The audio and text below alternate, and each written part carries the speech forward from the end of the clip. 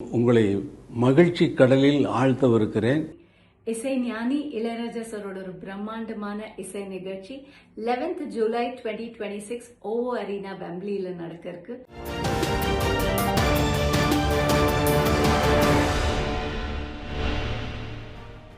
செய்திகளுக்கு அப்பால் நிகழ்ச்சியில் மீண்டும் உங்களை சந்திப்பதில் மகிழ்ச்சி. வணக்கம். இன்றைய நாளில் மிகவும் முக்கியமான ஒரு செய்தி, மிகவும் பாரதூரமான ஒரு செய்தியாக மாறி இருக்கக்கூடிய விடயம் தொடர்பில் தான் இன்றைய நாளில் நாம் இந்த உரையாடல் பகுதியிலே உரையாடலாம் என்று நினைக்கின்றோம். அந்த வகையில் அண்மையிலே சமூக வலைத்தளங்களிலாக இருக்கலாம், பலருடைய பார்வையிலாக இருக்கலாம், மிக முக்கியத்துவம் பெற்றது கதிர்காம பாத யாத்திரையில் பங்கெடுத்திருக்கக்கூடிய சுப்பிரமணியம் என்னக்கூடிய ஒரு நாயினுடைய அந்த பயணம் என்பது எல்லோருடைய பார்வையிலும் அதிக அளவில் ஈர்ப்பை ஏற்படுத்தியது.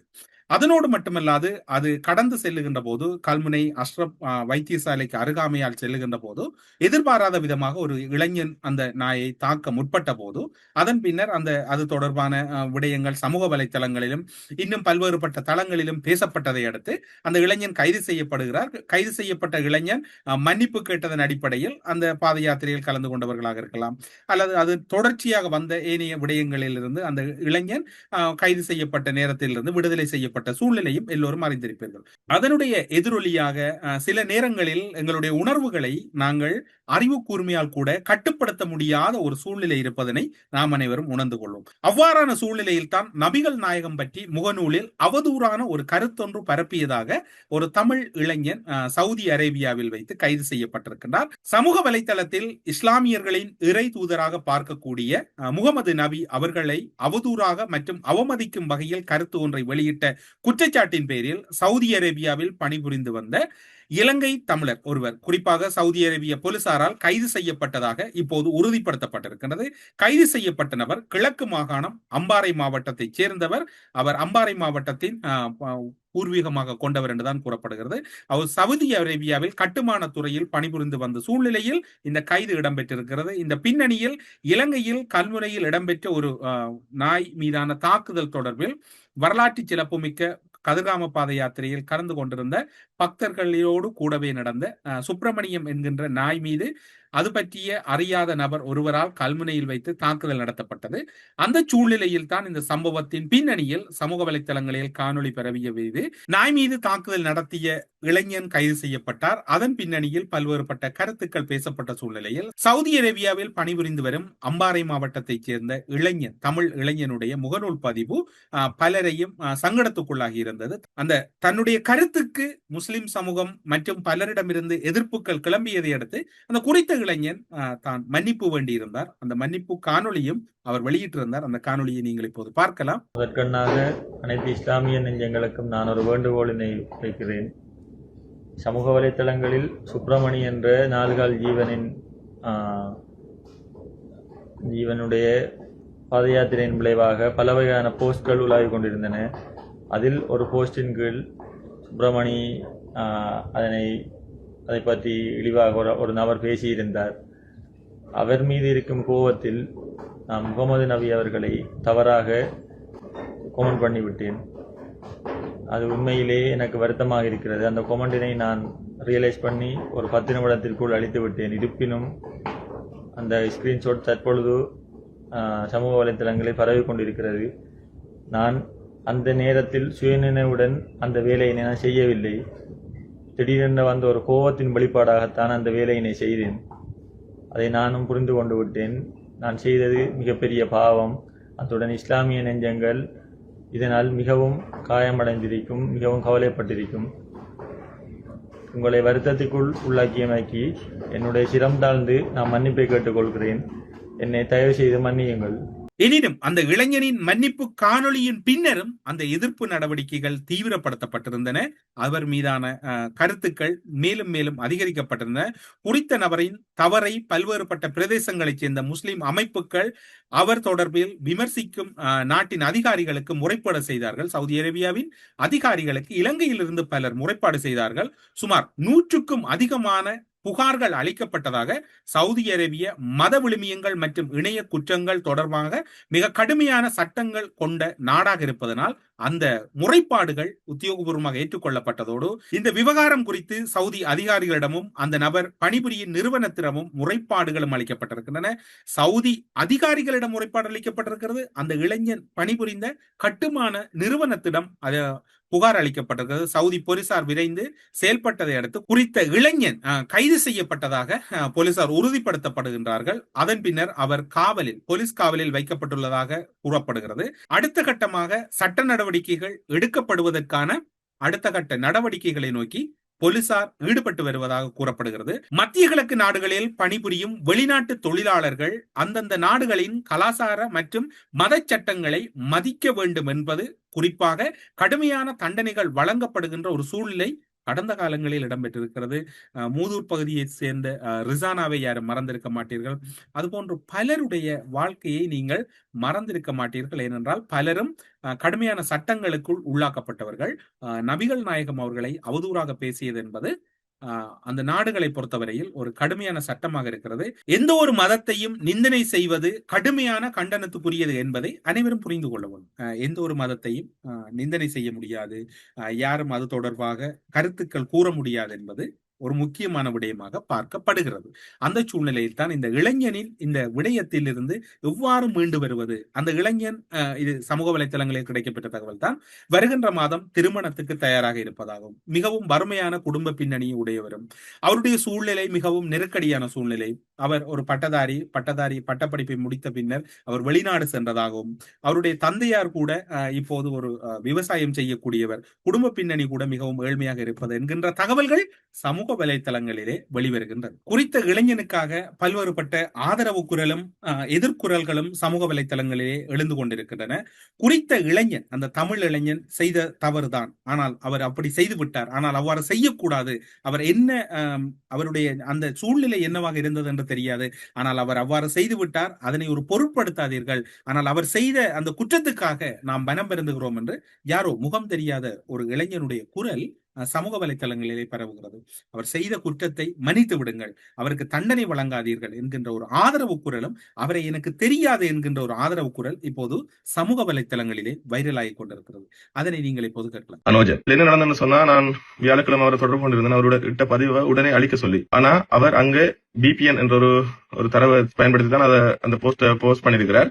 அந்த நேரத்தில் நெட்வொர்க் பிரச்சனையா இருந்ததால அது 7 ஹவர்ஸுக்கு பிறகுதான் வந்துட்டு அப்டேட் ஆயிருக்குது Facebookல. அவரால் வந்துட்டு அவர் இடத்துல எழுப்பி பார்க்கும்போது அந்த விஷயம் வந்து பரவலாக எல்லாருடையும் ஸ்கிரீன்ஷாட்டா போயிட்டாங்க. அவர் அழிச்சும் அதை வந்து பிரியோசனம் இல்லாம போயிட்டு அதுக்கப்புறம் மன்னிப்புமார் கேட்டிருந்தார். ஆனாலும் தனிப்பட்ட பலரின் வேண்டுகோள்கள், அவர் வேலை செய்த கம்பெனிக்கு அளிக்கப்பட்ட பெட்டிஷன்கள் மூலமாக இப்பொழுது அவர் மனிதவள முகாமைத்துவம் மற்றும் அங்க இருக்கிற சட்ட ரீதியான பிரச்சனைகளை இப்பொழுது எதிர்கொண்டிருக்கின்றார். உள்ளக விசாரணை இப்பொழுது நான் இந்த காணொலியில பதிவிடக்குள்ள நடந்து கொண்டிருக்குது. இது மத நிந்தனை. இவ்வாறான ரீதியில அவர் வந்துட்டு இந்த பிரச்சனையை எதிர்கொண்டால் அங்கே உள்ள உயரிய ஒரு தண்டனை அவருக்கு கிடைக்கப்படும். இப்பொழுது இதில் நான் உங்களுக்கு மன்னிப்பாகவோ இந்த காணொலியில வந்துட்டு இல்லாட்டி நீங்க அதை மறந்துடுவங்களோ என்று கேட்க விரும்ப இல்லை. காரணம் என்னன்னு சொன்னா, இது ஏற்றுக்கொள்ள முடியாத ஒரு விடயம். ஆனாலும் நான் இப்ப கேட்கிற ஒரு விஷயம் என்னன்னு சொன்னா, அவர் ஊவலச பல்கலைக்கழகத்தில் படித்த மாணவர், அப்பா வயல் வேலை, அம்மா வேலை இல்லை. இப்பொழுது ஒரு வீடு ஒன்று, கல்வீடு ஒன்று இருக்கின்றது வயல் பிரதேசத்தை ஒட்டி நெற்படி முனையில் அவரிடம். 4 வருடங்களுக்கு பிறகு அவர் இப்பொழுது சவுதி வந்து வேலை செய்து கொண்டிருக்கின்றார். அடுத்த மாதம் திருமணம் நடைபெற இருக்கின்றது.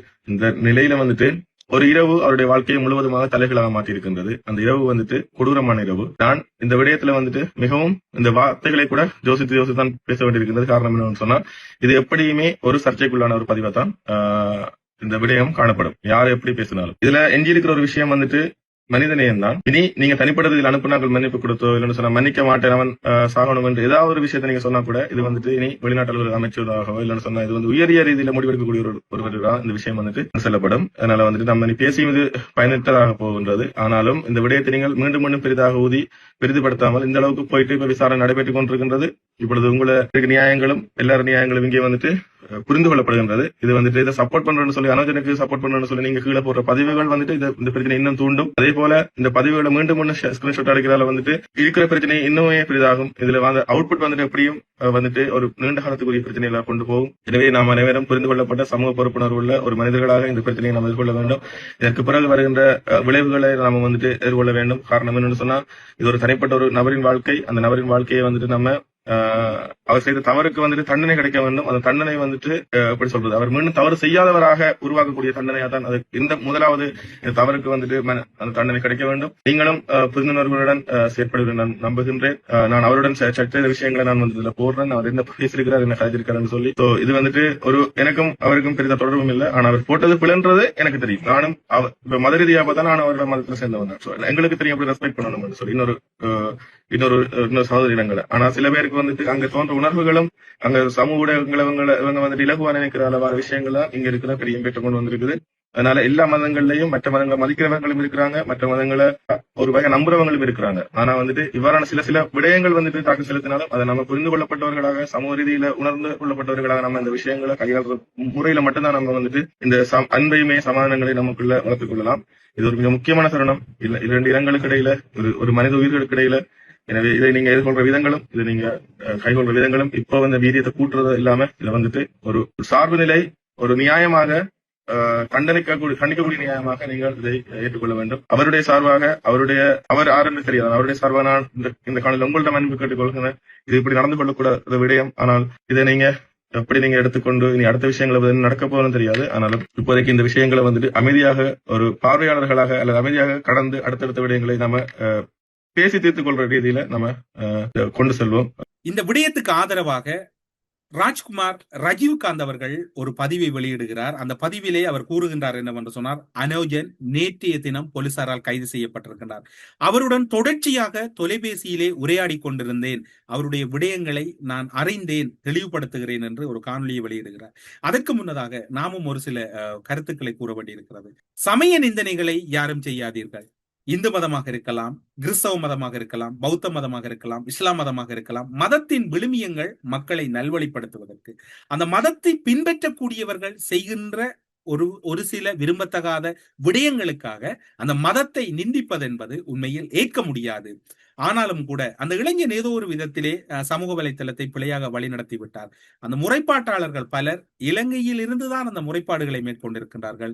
ஞானசார தேரர் போன்றவர் எல்லாம் எவ்வளவு ஒரு மோசமான முஸ்லிம் சமூகத்துக்காக இருக்கலாம், அல்லது முஸ்லிம் சமய விழுமியங்களுக்காக இருக்கலாம், அல்லது முஸ்லிம் சமய மார்க்கத்தினுடைய குர்ஆனுக்காக இருக்கலாம், எவ்வளவு விதமான கருத்துக்களை முன்வைத்தார்கள். ஆனால் அவரெல்லாம் 2022 ஆண்டில் அரபு நாடுகளுக்கெல்லாம் சென்று வந்திருந்தார். ஆனால் இந்த விடயத்தை மிகவும் ஒரு தன்மையோடு எல்லோரும் கையாள வேண்டி இருக்கின்றது. ஆனால் அந்த இளைஞன் செய்தது பிழை என்கின்ற கருத்தை முன்வைக்கின்றார் ராஜ்குமார் ரஜீவ்காந்த் அவர்கள். தன்னுடைய கருத்தையும் இந்த நிலையில், இந்த சூழ்நிலையில் அந்த இளைஞனுக்கு எவ்வாறு உதவ வேண்டும் என்கின்ற விடயத்தையும் அவர் முன்வைக்கின்றார். அதனை இப்போது பார்ப்போம். இந்த சமூக வலைத்தளங்களில் கேவலமாக எழுதுபவர்கள் எனது பதிவுகளுக்கு சென்று பார்த்தீர்கள் என்றால் கூட தெரியும், சில சிங்கள தரப்பில் இருக்கக்கூடிய இனவாதிகள் என்னை கொல்ல வேண்டும் என்றும் என்னை வேறொரு நாட்டுக்கு செல்ல வேண்டும் என்றும் தொடர்ச்சியாக எழுதி கொண்டே இருக்கின்றார்கள். இவர்கள் அனைவரையும் நாங்கள் தேடி தேடி வழக்குகளை பதிவு செய்து எத்தனை பேருக்கு வழக்கு பதிவு செய்து என்று எனக்கு தெரியவில்லை. அதேபோல் இலங்கையர்கள் எப்பொழுதுமே இனமாக மதமாக பிரிந்து ஏதோ ஒரு வகையிலே சண்டை போட்டுக்கொண்டே தான் இருக்கின்றார்கள். இலங்கையர்களாக ஒரு தோல்வியுற்ற சமூகமாகத்தான் அனைத்து சமூகமுமே இருக்கின்றது. நாங்கள் ஒருவரை ஒருவர் கடித்து குதறி கொண்டிருந்தால் எங்களுக்கு என்றுமே ஒரு நிம்மதியான சூழ்நிலை அமையப்போவதில்லை. குறிப்பாக சொல்லப்போனால் வெறுமனே அனோஜன் என்கின்ற ஒரு நபர் மட்டும்தான் இப்படி பேசினார் என்றால் இல்லை, அனைத்து தரப்பிலும் நான் பார்த்து கொண்டு தான் இருக்கின்றேன். தமிழர்களாகட்டும், முஸ்லீம்களாகட்டும், சிங்களவர்களாகட்டும் ஒரு டாக்ஸிக், ஒரு விஷத்தன்மையான ஒரு சூழ்நிலையை உருவாக்கி கொண்டிருக்கின்றார்கள் அனைவரும். இதற்கு இந்த சமூக வலைத்தளங்களில் பேசுபவர்கள் உண்மையாக வீரர்கள் கிடையாது. அவர்கள் அடுத்தடுப்பில் எதையாவது சொல்லிவிட்டு செல்கின்றார்கள். பின்னர் அதனால் வருகின்ற விளைவுகளை பார்க்கும் பொழுது அவர்கள் அழுகின்றார்கள், அவர்களது குடும்பம் அழுகின்றது. எனவே நீங்கள் ஒரு விடயத்தை போராடப் போகின்றீர்கள் என்றால் அரசியல் ரீதியாக சரியான உரிமையோடு போராடுங்கள். ஒவ்வொரு வார்த்தையும் கவனமாக, எந்த தரப்பாக இருந்தாலும் ஒவ்வொரு வார்த்தையும் கவனமாக விட வேண்டும். இன்னொரு சமூகத்தோடு நாங்கள் பிரச்சனைகளுக்கு செல்வது எங்களுக்கு எந்த வகையிலும் பொருத்தமற்ற ஒன்று. அது எங்களுக்கு நீண்ட காலத்தில் எந்த விதமான தீர்வையும் தராது. நீங்கள் எல்லா வகையிலுமே ஓரளவுக்கு சரியான மனிதர்களாக நடக்க வேண்டும். அதோடு நான் மிக கவலைப்படுற ஒரு விடயம் என்னவென்றால், இலங்கையைச் சேர்ந்த சக மனிதர் ஒருவரை நாங்கள் இன்னொரு நாட்டின் சட்டத்திற்குள், அவர் இலங்கையராக இருக்கும் பொழுது இன்னொரு நாட்டு சட்டத்திற்குள் அவரை மாட்டி விடுவது, அவருக்கு தண்டனை பெற்று கொடுக்க வேண்டும் என்று துடிப்பதெல்லாம் அவ்வளவு முறையான ஒன்றல்ல. அவருக்கு இலங்கையில் வழக்கு போட்டிருக்கலாம். இலங்கையில் ஏனைய பல தரப்புகளும் இருக்கின்றது. அவர்களுக்கும் இலங்கையில் ஏதாவது செய்திருக்கலாம். இலங்கையில் தான் நீங்கள் அப்படி செய்ய வேண்டும் என்றால் சில சட்டங்கள் எங்களுக்கு பொருத்தம் இல்லாமல் இருக்கும். அதேபோல் ஞானசார போன்றவர்கள் முஸ்லீம் மக்களை அழிக்க துடித்து கொண்டிருப்பவர்கள் கூட சவுதி அரேபியாவுக்கு சுதந்திரமாக 2022 சென்று அங்கிருப்பவர்களோடு கலந்துரையாடி அங்கிருக்கின்ற அரச ரீதியிலே சந்தித்து வந்திருக்கின்றார்கள். எனவே அரசியல் ரீதியாக எங்களுடைய உண்மையான பிரச்சனை என்ன? சாதாரண இளைஞர்கள் அறிவற்று பேசுகின்ற விடயங்களுக்கெல்லாம் அவர்களை பாரிய தண்டனைகளை அவர்களுக்கு வாங்கி கொடுப்பது என்பது ஒரு சரியான செயற்பாடு அல்ல. அவர்களை சரியாக வழி நடத்துவதற்கான முயற்சிகளை செய்ய வேண்டும். அவசியமான அனோஜனை பொறுத்தவரை இன்று அவர் சிறையில் அடைக்கப்பட்டிருக்கின்றார். எனவே இதனை அனைவரும் ஒரு தகுந்த பாடமாக எடுக்க வேண்டும். எந்த சமூகமாக இருந்தாலும் நீங்கள் அவதானமாக பேச வேண்டியது காலத்தின் கட்டாயம். அதேபோல் அடுத்தவர்களை நல்வழிப்படுத்துவதுதான் ஒரு சரியான முறையாக இருக்கும். ஏனென்றால் அப்பாவி நிலையில் இருக்கக்கூடியவர்களை நாங்கள் கொண்டு போய் தண்டிப்பது எந்த வகையிலும் பொருத்தமற்றது. ஏனென்றால் இங்கு பல பேர் பல மோசமான விடயங்களை செய்துவிட்டு ஒட்டுமொத்த இஸ்லாம் சமூகத்துக்கும் பாதிப்பு ஏற்படுத்துகின்ற எத்தனையோ விடயங்கள் உலகம் முழுக்க இடம்பெற்றுக் கொண்டிருக்கின்றது. அவர்கள் எல்லாம் சுதந்திரமாக நடமாடி கொண்டிருக்கின்றார்கள். ஒரு ஒரு ஒரு மோசமான கருத்து தான், அதனை நான் இல்லை என்று கூறவில்லை. ஆனால் அதற்காக அவருக்கு அங்கு அவரை வைத்திருப்பது அவரது குடும்பத்திற்கும் அவருக்கும் மிக பாரிய ஒரு பாதிப்பை ஏற்படுத்துகின்றது என்ற வருத்தம் எனக்கு இருக்கின்றது. அவர் நேற்று என்னோடு நீண்ட நேரம் உரையாடி இருந்தார்.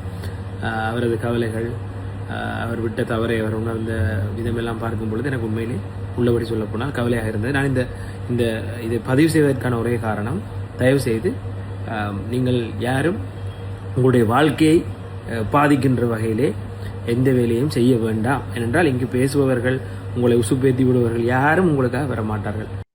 ஒரு சில பதிவுகளை பார்க்கக்கூடியதாக இருந்தது. ஒரு பிழை நடந்து விட்டால் அதற்குரிய தீர்வு என்பது இறுதியில் தண்டனை தானா என்பதுதான் இங்கு இருக்கக்கூடிய கேள்வியாக இருக்கிறது.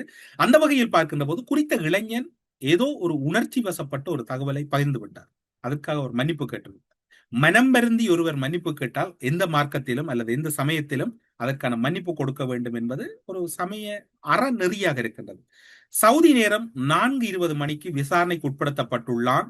அல்காச்சுடைய தண்டனை என்றும் உண்டு என்கின்ற ஒரு சமூக வலைத்தள பதிவு வழியாக இருக்கிறது. சிலவளை இதனை அல்லாஹ் கூட விரும்பி இருக்க மாட்டார். ஏனென்றால் மன்னிப்பு என்பதற்கு எந்த ஒரு கடவுளும் விதிவிலக்கல்ல. அதற்கு எல்லா கடவுளும் எல்லா புனித நூல்களிலும் மன்னிப்பு என்பது இருக்கின்றது. தெரியாமல் செய்த தவறுக்கு மன்னிப்பு கொடுக்கலாம் என்பது நியதியாக இருக்கிறது. ஒரு சில விடயங்களை பார்த்துக் கொள்வோம். கடந்த காலங்களிலே சில முன்னுதாரணங்கள் இருக்கிறது. 1981 ஆண்டை யாரும் மறந்திருக்க மாட்டீர்கள். மே 13 புனித 2ஆம் ஜோன் போல் செகண்ட் ஜோன் போல் மீது நிகழ்த்தப்பட்ட கொலை முயற்சி நடந்து கிட்டத்தட்ட இன்று 4-5 தசாப்தங்களை கடந்து கொண்டிருக்கிறது. 1981 மே 13 திருத்தந்தை 2ஆம் ஜோன் போல் மீது கொலை முயற்சி நடத்தது இன்று பலரும் மறந்திருப்பீர்கள். ஆனால் அதனை சில ஞாபகமூட்டலுக்கு எடுத்துச் செல்ல வேண்டிய கடமை இருக்கிறது. பழமை போன்று திருத்தந்தைவர்கள் புனித பேதுருவானவர் வத்திக்கானில் இருக்கக்கூடிய புனித பேதுருவானவர் வளாகத்தில் இடம்பெற்ற புதன் மறைக்கல்வி உரையின் போது திருத்தந்தை பயணித்துக் கொண்டிருந்தார். அவர் பயணிப்பதற்கான வாகனத்திலே பயணித்துக் கொண்டிருந்த போது அந்த தருணத்திலே மிக அருகாமையில் இருந்தவர் அவர் மீது துப்பாக்கி சூடு நடத்திய ஒரு சம்பவம் என்று பலரும் மறந்திருப்பீர்கள். துப்பாக்கி சூடு என்றுதானே இதனை அதனோடு தொடர்புபடுத்துகிறீர்கள் என்று நீங்கள் சிந்திப்பது புரிகிறது. இருந்தாலும் அதனை இந்த இடத்திலே கூற வேண்டிய ஒரு கடமை இருக்கின்றது. எந்த ஒரு மதமும் எந்த ஒரு மத தலைவரும் மன்னிப்பு அல்லது இரக்கத்துக்கு அப்பாற்பட்டவர்கள் அல்ல.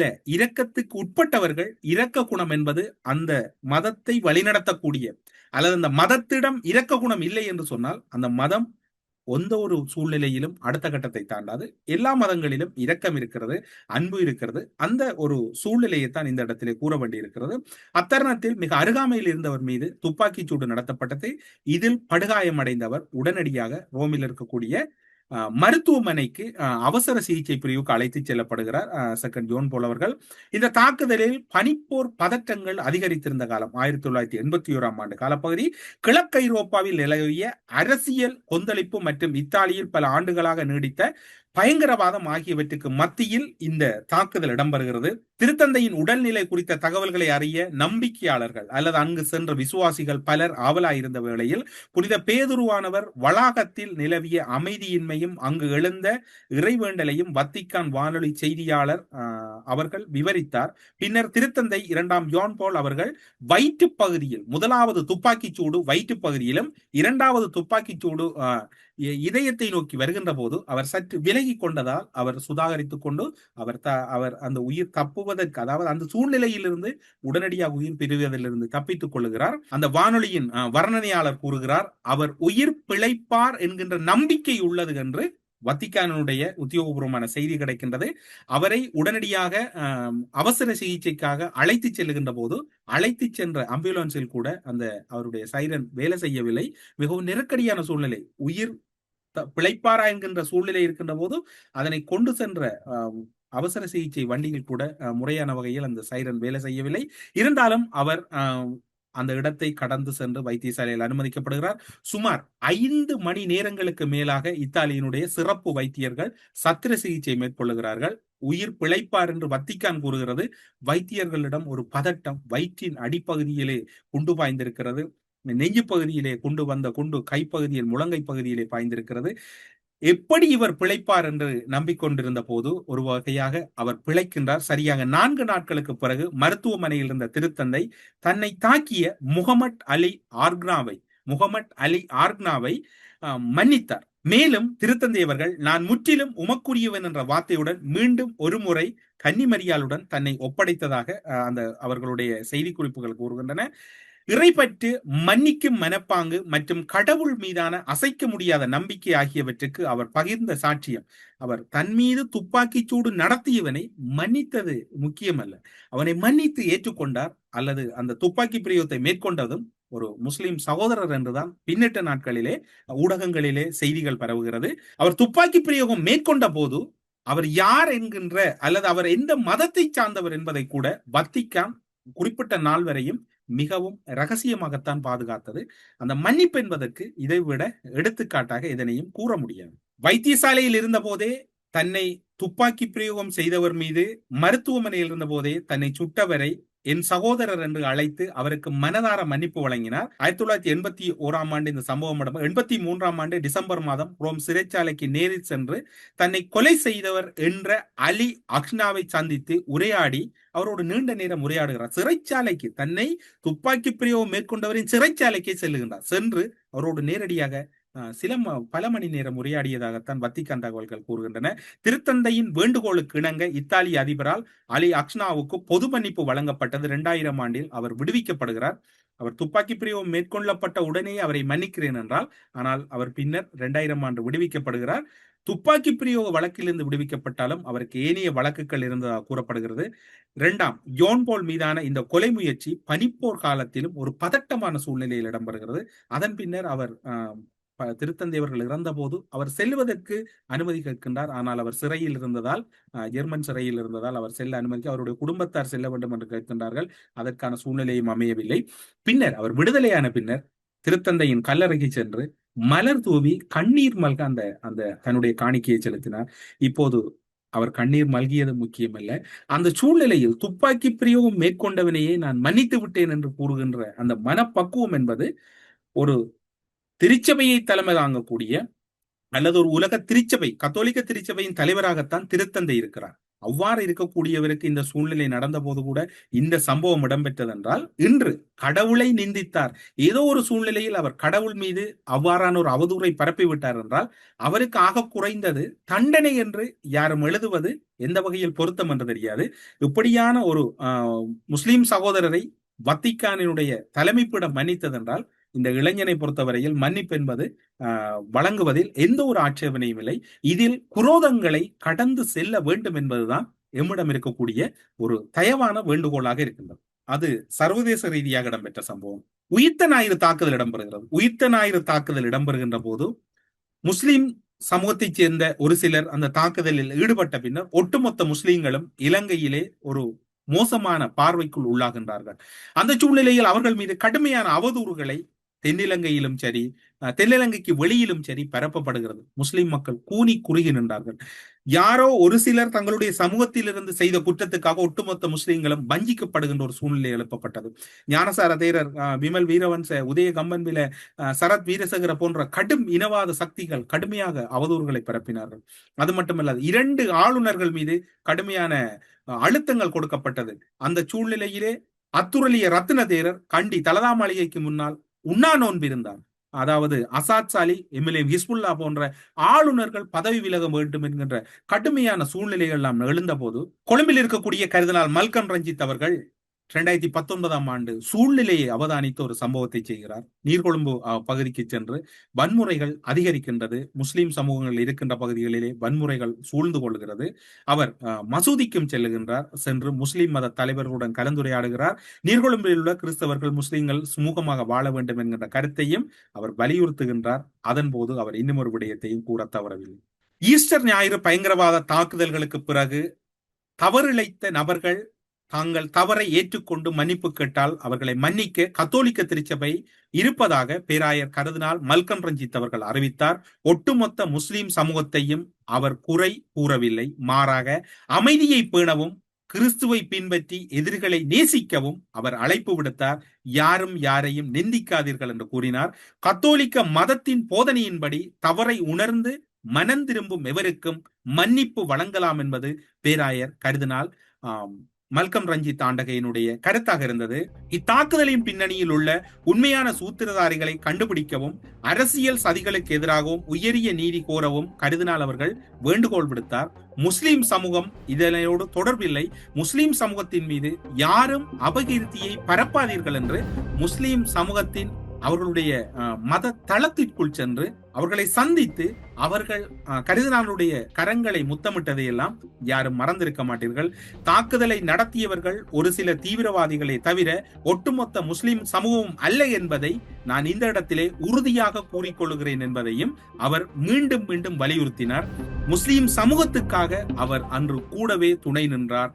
அது மட்டுமல்லாது முஸ்லிம் சமூகத்தை அவர் ஒருபோதும் நிந்திக்கவில்லை என்பதை இந்த இடத்திலே கூறிக்கொள்கிறோம். 2 முன்னுதாரணங்கள் எமது கண்முன்னே இருக்கின்றது. ஒன்று, திருத்தந்தை அவர்கள் அவரை துப்பாக்கி பிரயோகம் மேற்கொண்டவரை மன்னித்தது. 2வது, உயிர்த்த ஞாயிறு தாக்குதலின் பின்னர் வெளிப்பரப்புக்கே வர முடியாது, வெளியிலே வருவதில் கூட, அதாவது முஸ்லிம் வர்த்தக நிலையங்களுக்கே செல்லவாதீர்கள் என்கின்ற கருத்துக்கள் எல்லாம் பொதுபல சேனா போன்ற அமைப்புகள் முன்வைத்த போது, இல்லை அவர்களையும் நீங்கள் நேசியுங்கள், நான் அவர்களை மன்னிக்கின்றேன் என்று அந்த உறுதியான கரங்களை கொடுத்த கர்தினால் மல்கம் ரஞ்சித்தையும் இந்த இடத்திலே நினைவு கூற வேண்டியிருக்கிறது. முஸ்லிம் சமூகத்தின் அன்புமிக்க சகோதரர்களே, சகோதரிகளே, உங்களிடம் ஒரே ஒரு கோரிக்கை தான் அந்த குறித்த இளைஞன் சார்பிலே முன்வைக்கக்கூடியதாக இருக்கின்றது. அந்த இளைஞன் தவறு இழைத்து விட்டான், தவறுக்கு மன்னிப்பு கேட்டு விட்டான். அவனை அந்த மன்னிப்பை ஒரு முக்கியமானதாக ஏற்றுக்கொண்டு நீங்கள் வணங்குகின்ற அல்லது நீங்கள் தொழுதுகின்ற மார்க்கத்திலே மன்னிப்புக்கும் இடம் இருக்கின்றது. மன்னிப்புக்கு இடமில்லை என்று எந்த ஒரு மதமும் கூறவில்லை, எந்த ஒரு மார்க்கமும் கூறவில்லை. எனவே அந்த மார்க்கத்தின் பேரால் அந்த இளைஞனின் மீது கருணை காட்டுவீர்கள் என்று நம்புகிறோம்.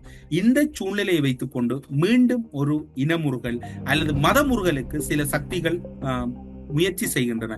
அதற்கு நாங்கள் இடம் கொடுக்க கூடாது. எமக்குள் என்றும் மன்னிக்கின்ற மனப்பான்மையும் சகோதரத்துவமும் வளர வேண்டும் என்பதுதான் எல்லோருடைய எதிர்பார்ப்பாகவும் இருக்கின்றது. கத்தோலிக்க திருச்சபையினுடைய 2 உதாரணங்கள் எம் கண் முன்னே கொட்டி கிடக்கின்றது. திருத்தந்தை மற்றும் கர்தினால் மல்கம் ரஞ்சித் போன்றவர்களுடைய இந்த உயிர்த்த ஞாயிறு தாக்குதலை எம்மால் யாரும் மறக்க முடியாது. காரணம், இந்த தாக்குதலின் பின்னர் முஸ்லிம் சமூகம் எதிர்கொண்ட சவால்கள் எல்லோருக்கும் தெரியும். அந்த சவால்களில் இருந்தெல்லாம் உங்களை மீட்டெடுத்த சம்பவம் எல்லாம் இருக்கின்றது. அதில் முஸ்லிம் சமூகம் நேரடியாக தொடர்புபடவில்லை. ஆனால் முஸ்லிம் சமூகத்தின் மீதே அனைத்து தாக்குதலையும் எல்லோரும் நடத்தினார்கள். சமூக வலைத்தளங்களாக இருக்கலாம், நேரடியாக இருக்கலாம். ஆனால் அதற்கும் கூடவே துணை நின்றவர் கர்தினால் மல்கம் ரஞ்சித். இந்த சூழ்நிலையில் தமிழ் அரசியல் தலைவர்கள் இலங்கையில் இருக்கக்கூடிய முஸ்லிம் அரசியல் தலைவருடன் கலந்துரையாடி இந்த விடயம் தொடர்பில் முஸ்லிம் தூதரகங்களின் உதவியை நாடி தூதரகங்களுக்கு தெளிவுபடுத்தி தூதரகங்களுக்கூடாக ஒரு ராஜதந்திர நடவடிக்கையை உடன் ஆரம்பிக்க வேண்டும். அரசும் இதில் கரிசனை செலுத்த வேண்டும். அந்த முறைப்பாடுகளை செய்தவர்கள் இந்த முறைப்பாடுகளை நீங்கள் மன்னிப்பின் அடிப்படையிலே உங்களின் மார்க்கத்தின் பேரால் பின்வாங்கிக் கொள்வது சால சிறந்தது என்று எல்லோரும் எதிர்பார்க்கின்றார்கள். ஏனென்று சொன்னால், ஒரு இளைஞன் மீது கடுமையான சட்டம் நடைமுறைப்படுத்தப்படுமாக இருந்தால் அதனால் பாதிக்கப்படுவது அந்த இளைஞன் மட்டுமல்ல, அந்த இளைஞனை நம்பி இருக்கக்கூடிய தாயும் தந்தையும் அவருடைய சகோதரர்கள், அவனை நம்பி இருக்கக்கூடிய அவன் ஒரு திருமண பந்தத்தில் இணைய இருக்கின்றான். அந்த திருமண பந்தத்திலே அவனுக்கான ஒரு மனையால் காத்திருக்கின்றார். எனவே இவ்வாறான ஒரு நெருக்கடி மிக்க சூழ்நிலைகளாம் இருக்கின்றது. இந்த ஒரு சம்பவம், ஒரு அசாதாரண சம்பவம் இடம்பெற்று விட்டது. அந்த சம்பவத்தை மீண்டும் மீண்டும் அசாதாரணமாக்குவதை நாம் தவிர்த்து அடுத்த கட்டத்துக்குள் அன்பையும் அமைதியையும் வேண்டுகின்ற ஒரு சமூகமாக நாம் இருக்க வேண்டும் என்பதுதான் எல்லோருடைய எதிர்பார்ப்பாகவும் இருக்கிறது.